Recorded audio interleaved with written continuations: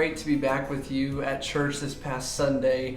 After being gone for a couple weeks with JD being born, we just again greatly appreciate your love, your support, your encouragement in this process. It's been so exciting, also tiring, challenging, rewarding, all the emotions I'm sure many of you understand. But I got to share a little bit about that with you this Sunday. We talked about Joshua chapter 1 verses 1 through 9, where Joshua was given a huge responsibility. Now, since Moses has passed away, it's his job to lead the Israelites into the promised land. Like that's a big deal.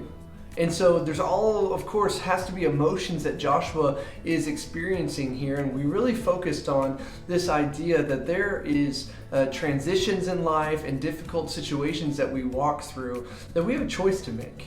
And it really boils down to two things. We can either give up, or what God tells Joshua is to be strong and courageous. Which one do we choose? Which one have you chosen in the past? Which one can you choose now in the future? And the emotions that Joshua experienced, or maybe did experience, are very similar to maybe what we have experienced before. Maybe some fears, some doubts, some anxieties, uncertainties, questions, you name it. No matter what you experience in a situation, your emotions are valid. I don't want to invalidate anything that we might experience. But just understand that those emotions aren't made to be the driving force of our life. What does it look like to cling to the truth about who God has made us to be in that situation, and trust that even if we don't understand, He has a purpose. He has a plan. He has the idea for us to be able to walk through that and the power that we can rely on.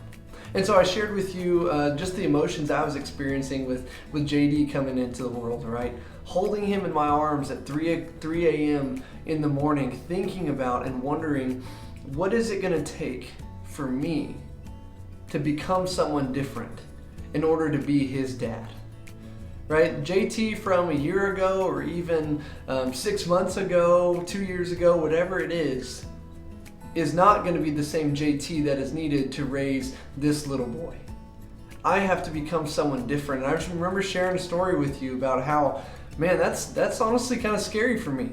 It's nothing that none of you haven't already gone through, and we appreciate all your encouragement and everything in this process, but it's uncharted territory for Lindsay and myself. And so there's these emotions, and I was finally faced with this reality that I shared with you. It's either you have a chance to say, hey, this is too hard and I'm not going to do it, or to be strong and courageous. And frankly, in my mind, there's no other option but to be strong and courageous in this, of course. There's no other option but to continue on and to say, Lord, I don't know who I have to be or what it's going to take, but I know you can make me who I need to be to raise this little boy, for Lindsay and I to raise this little boy as best as we possibly can. Even though we don't understand, God does. And how are we able to be strong and courageous? This is the key point here. It's not that you and I just have to dig down deep and find the capacity to be strong and courageous somewhere. No. Our strength and our courage can only be based on these two things that God told Joshua. One, he says, I will never leave you nor forsake you. And two, he says, the Lord your God is with you wherever you go. The only reason we can be strong and courageous is because God will never leave us. He promises to walk with us each and every day, no matter what we're going through. And so a couple questions I'd like for you to think about or talk about with your life group this week are, first of all, can you think of or share a time when you chose not to be strong and courageous when God was leading you towards something?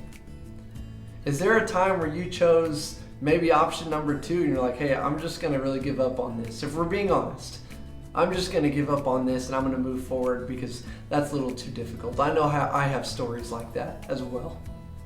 And then number 2, what does it take for you to be strong and courageous in the face of fear, anxiety, uncertainties, or any other emotion that you experience in life?